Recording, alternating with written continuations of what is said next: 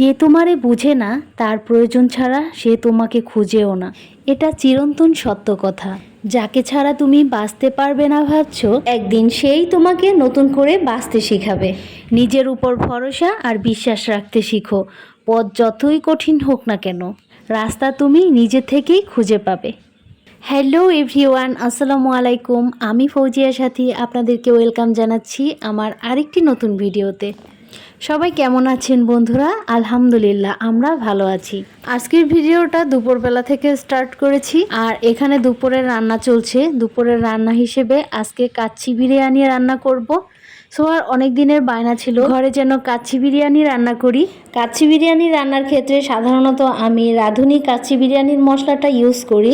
এছাড়া এর মধ্যে বাড়তি মশলা হিসেবে কিছুটা পরিমাণ হলুদ, মরিচ, ধনিয়া গুঁড়া, আদা, রসুন, পেঁয়াজের বেরেস্তা, পরিমাণ মতন তেল, লবণ এগুলো দিয়ে মাংসটাকে ম্যারিনেট করে রেখেছিলাম। এখানে আমি বাসমতি চাল দিয়ে যেহেতু কাচ্চি বিরিয়ানিটা রান্না করব, সেজন্য গরম পানি বসিয়ে দিয়েছি। আর রাঁধুনি কাচ্চি বিরিয়ানির মধ্যে যে মশলাটা থাকে সেই মশলাটা ওই গরম পানির মধ্যে অ্যাড করেছি। সাথে 1 চা চামচ পরিমাণ সয়াবিন তেল আর 1 চা চামচ পরিমাণ ভিনেগার অ্যাড করেছিলাম। ভিনেগার দেওয়ার ফলে দেখা যাবে যে ভাতটা খুব বেশি ঝরঝরে আর সাদা হবে। বাসমতি চাল দিয়ে বিরিয়ানি করতে হলে তখন এই বিরিয়ানির চালটাকে 80% সিদ্ধ করতে হয়।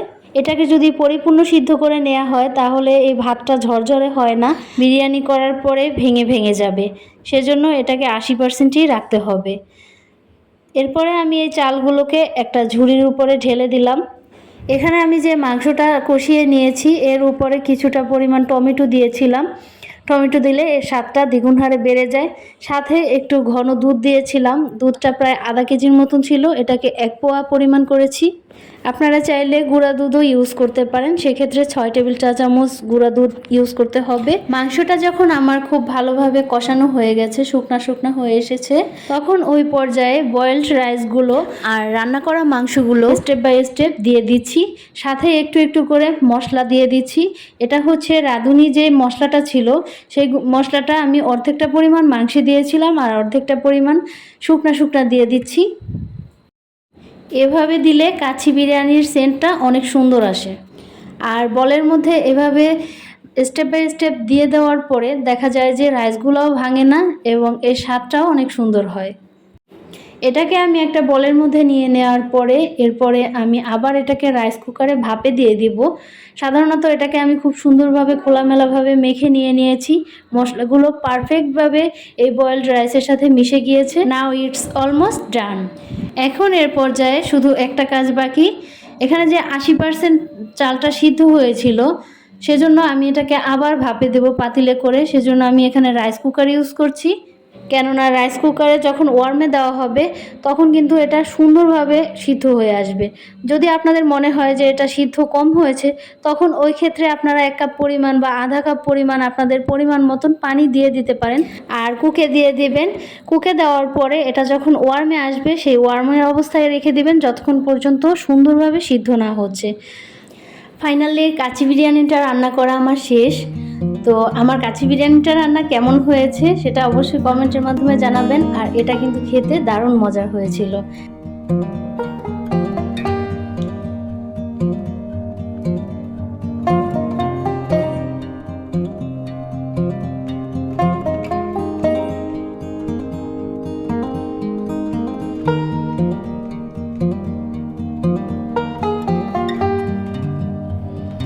দুপুরবেলা খাওয়া দাওয়ার পরে এরপরে আর ঘুমানো হয় না। বাচ্চারা সবাই ঘুমিয়ে গেছে আর আমি এখানে কিছু টুকিটাকি কাজ করছি। গেছে ভিডিওতে আপনাদের সাথে কিছু ওয়াল ডেকোর শেয়ার করেছিলাম, তো ওখানে 2টা ওয়াল ডেকোর আমার করা হয়েছিল আর এখানে আরেকটা ছিল, সেটাকে আজকে একটু আর্ট করে নিচ্ছি। ওয়াল ডেকোরটা আমার আজকে আর্ট করা শেষ হয়ে যাবে। এরপরে এটা আমি কোথায় লাগাচ্ছি আপনাদের সাথে শেয়ার করব। বরাবরের মতন আপনাদের কাছে আজকেও আমার একটা অনুরোধ রইল, আপনাদের কাছে যদি আমার ভিডিওগুলো ভালো লেগে থাকে তাহলে প্লিজ আপনাদের এই বোনটিকে ছোট্ট একটি লাইক দিয়ে উপকৃত করবেন, কারণ আপনার একটি লাইক আমাকে আরেকটি নতুন ভিডিও বানাতে ধৈর্য এবং আগ্রহ বাড়ায়। তো প্লিজ রিকোয়েস্ট রইল আমাকে ছোট্ট একটি লাইক করে দিবেন। এখানে যে ওয়াল ডেকোরগুলো আছে এখানে 2টা আমি ফলো করেছিলাম।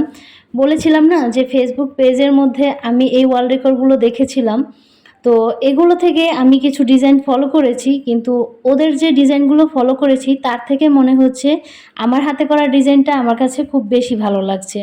তো এখন আফসোস হচ্ছে যে আমি কেন নিজের আইডিয়া থেকে করলাম না। তো আমার এই ওয়াল ডেকোরগুলো কেমন হয়েছে আপনারা কমেন্টে জানাবেন। এখানে আমি আরেকটা ওয়াল ডেকোর করছি। এটা আমি আমার বেডের মাথার দিক দিয়ে রাখার জন্য করছি। এটা বানাতে আমার কাগজ, আয়না, গ্লু, অ্যাক্রিলিক কালার এগুলোই লেগেছিল। তবে এটা যেভাবে বানাতে চেয়েছিলাম বানানোর পরে সেভাবে হয়নি, প্রথম তো সেজন্য। ভাবছি এরপরে আরেকটা বানাবো, আশা করি সেটা অবশ্যই ভালো হবে। এটা প্রাথমিক ছিল, সেজন্য অনেক ভুল ত্রুটি ছিল, যে ভুল ত্রুটিগুলো আমার কাজের মাধ্যমেই বোঝা গেছে। মাঝখানে যে আয়নাটা দিয়েছি, এই আয়নাটা যদি বড় হতো তাহলে দেখতে খুব বেশি সুন্দর লাগতো, যেটা বানানোর পরে বোঝা গেছে। কিন্তু কিছুই করার ছিল না, বড় আয়না আমি খুঁজেছিলাম পাইনি। বাট কিছুদিন আগে এই আয়না কোথায় পাওয়া যায় সেই রহস্য উদ্ঘাটন করতে পেরেছি। আশা করি এর পরের বার যখন বানাবো আপনাদের সাথে এটা পুরোপুরি শেয়ার করবো ইনশাল্লাহ।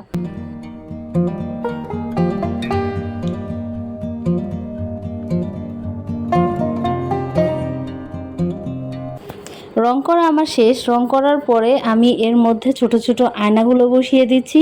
যেহেতু আমার কাছে বড় আয়না ছিল না, সেজন্য এটাকে বাড়ানোর জন্য এভাবে করেছিলাম।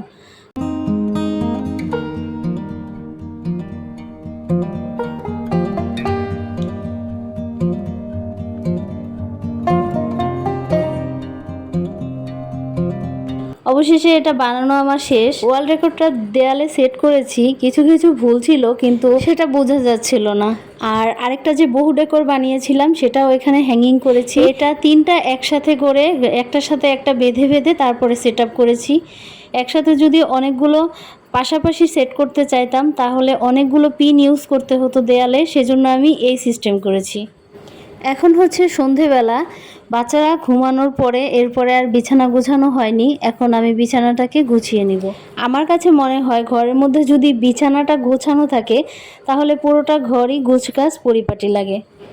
আর আমি সবসময় সেজন্য চেষ্টা করি ঘরের মধ্যে বিছানাটা সবচেয়ে সুন্দর এবং পরিপাটি করে রাখার জন্য।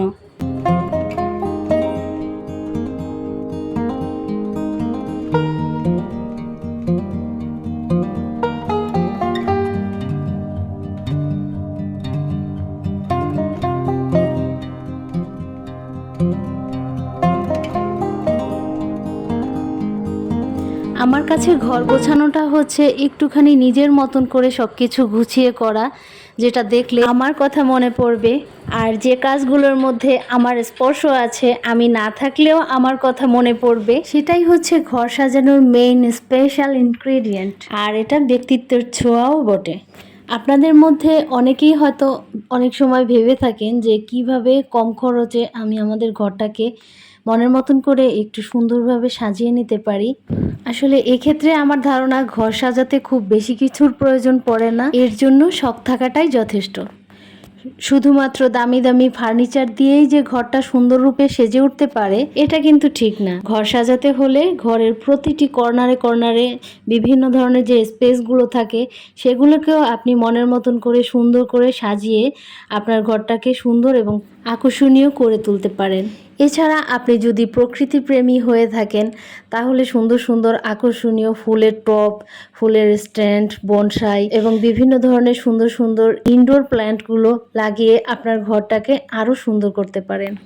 আসলে আমার মনে হয় আমি এখন পর্যন্ত ওই ধরনের যোগ্য হয়ে উঠিনি, কিন্তু তারপরও আপনাদেরকে ছোট ছোট কিছু ধারণা দিতে পারি যে আপনারা এগুলো করলে আপনাদের ঘরগুলো সুন্দর হয়ে উঠতে পারে। আমি এখন পর্যন্ত ওই পর্যায়ে যাইনি, কারণ আমার ঘরে ছোট ছোট বাচ্চারা আছে, তাদেরকে চিন্তা ভাবনা করেই আমাকে ঘরের কাজগুলো শেষ করতে হয়। তারপরে চেষ্টা করি এবং বাচ্চাদেরকে ম্যানার্স শিখাই, কোনটা কিভাবে করলে কি হবে। আশা করছি একটু একটু করে আমিও আমাকে আরও সুন্দরভাবে গুছিয়ে নিতে পারবো ইনশাল্লাহ। বিছানার উপরে পাতা যে কাঁথাটা আছে এটা আমার নিজের হাতে সেলানো। একসময় অবসর থাকলে প্রচুর সেলাই পোড়াই করতাম, আমার হাতে সবসময় একটা না একটা কিছু সেলাইয়ের কাজ থাকতো। তবে বর্তমানে এখন বিভিন্ন ধরনের ব্যস্ততা, বাচ্চা কাচ্চা নিয়ে স্কুলে যাওয়া, তাদেরকে পড়ানো, সাংসারিক ঝামেলা বেড়ে যাওয়া, সবকিছু মিলিয়ে এখন আর ওইভাবে সেলাই পোড়াইয়ের উপরে টাইম দেওয়া হয় না। আবার মাঝে মাঝে মনে হয় কিছুটা ক্ষতি হয়েছে ইন্টারনেটের কারণেও।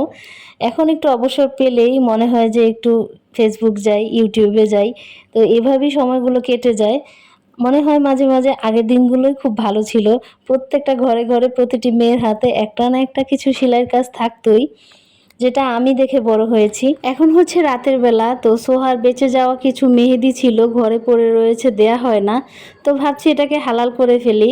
তো এটা আমি যখন হাতে পড়ছিলাম তখন সোহার বাবার দেখে পছন্দ হচ্ছিল না, বলে আমি নাকি দিতে পারি না। এখন সে নিজেই দিয়ে দিচ্ছে। প্রিয় বন্ধুরা, আপনারা যারা এখনও ভিডিওটিতে লাইক করেননি, প্লিজ আপনাদেরকে মনে করিয়ে দিলাম আমার ভিডিওটিতে ছোট্ট একটি লাইক করে যেতে ভুলবেন না। তো আজকের ভিডিওটি আপনাদের কাছ থেকে এখানেই শেষ করতে যাচ্ছি।